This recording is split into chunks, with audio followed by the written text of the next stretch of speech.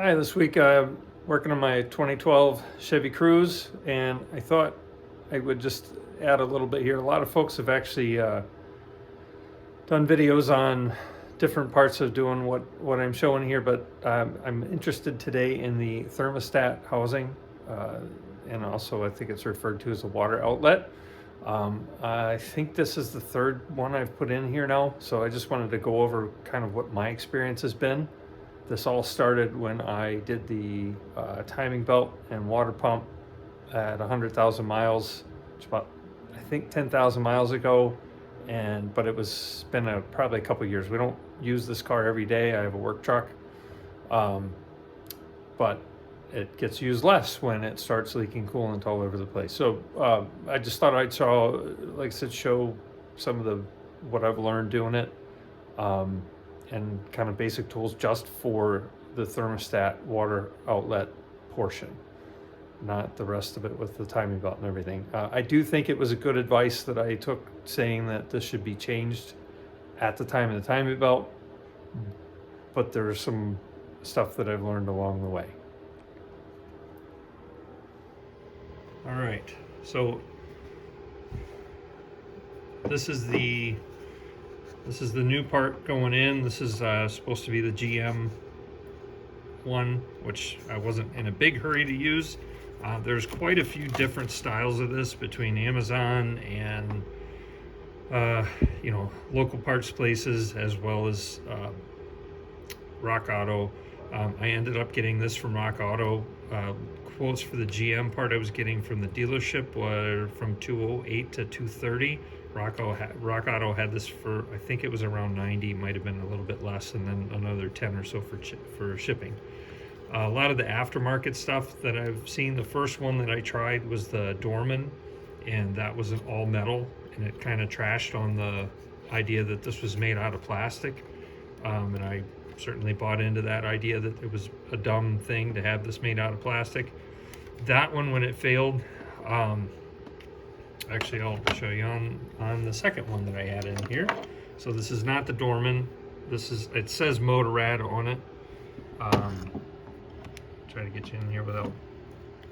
On the Dorman one, my thinking is this part was designed to be made out of plastic, and then when they tried to do it out of metal, there wasn't a whole lot of thought put into it. But this is an O-ring surface here, or like a square thing. This piece right here on the first one actually broke off. I'm not really sure where it ended up. So that was leaking kind of out of this top here, and I was getting coolant pooling right here. So trying to keep this one short, though I feel like I have a lot I wanted to touch on quickly. So basic function of this unit, it's pretty cool in the design that when you replace this, and it's part of the reason I think folks recommend doing it along with the timing belt, is that it replaces lots of stuff. So you're replacing the thermostat, the whole housing obviously, and the temperature sensors. There's one here, and then also this outlet on the bottom runs to the back of the water pump behind the exhaust manifold here. So one of the things that I learned sort of the hard way the first time is try to be careful not to let this move around a lot while you're doing this, because if it goes halfway, if I remember right, and hits an O-ring in there. So it was leaking there, which meant fishing this all behind the exhaust manifold. I didn't end up taking it off. I don't think I did, but it was a pain it was not fun. So the back of this is your heater hoses.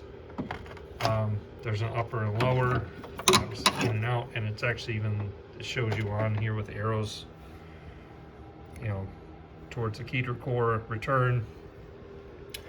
And then on this one, what I think was happening, and I can't completely blame this guy because I don't know for sure, but this is another thing where I think they just almost used the same mold as the plastic one and made it out of metal. But you can see this is kind of rough here. That dimension right there is pretty important. There's the plastic one. That's pretty important because that is where the warm-up circuit for the throttle body goes. So this is my first, well, I guess there's been what I consider a couple tips already, but when I changed this out the first time, the original part snapped right here. And I had to go run to AutoZone to get moving again.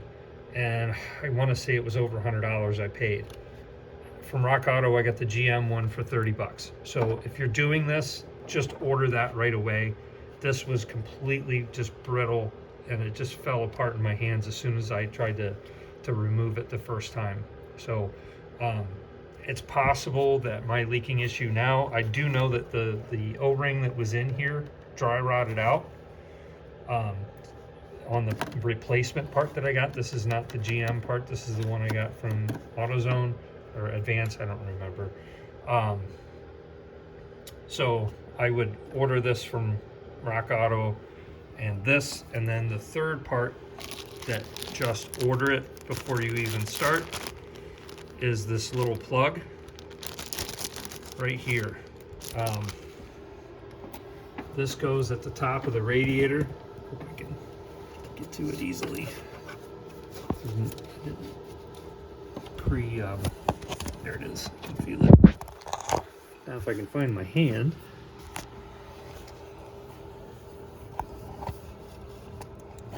So there it is. There's a little plug right there. You need that. You can see that one's pretty boogered up. I've had to nurse it through all the times I've done this. Getting this replaced is half the battle, or not even, and then getting it bled. This car is not, I feel like I've done it enough times now that I've kind of got it down, but it's not very easy to bleed. A lot of stuff is higher than this point. So, but that air bleed screw right there is a big one, and then letting this loose while you're filling it up, a lot of air will get released out of here as well. And then eventually I got it to cycle to get the heat and everything working again. But I think those the big things. Be careful with this guy, with this one that runs under the exhaust manifold. And then, I guess I don't know the end of this yet because I'm just now putting this part in, but now wishing I had just gone with the GM part. And I wouldn't be afraid of the plastic one. I see where I even returned one at one point, and I think it was it was a plastic one, but it was a plastic aftermarket, one of the ones on Amazon, probably for 30 bucks. I wouldn't do that one either. Just get it through a good source, but maybe just do the GM one. I mean, I can see between these two, even this looks like a better part. Plastic's not always bad if that's what it's designed around. So that's the way it was engineered when they did this motor, so maybe that's the way it needs to be. So here's hoping. Hopefully there's some helpful tips in there. And if you've stuck around this long, thank you very much.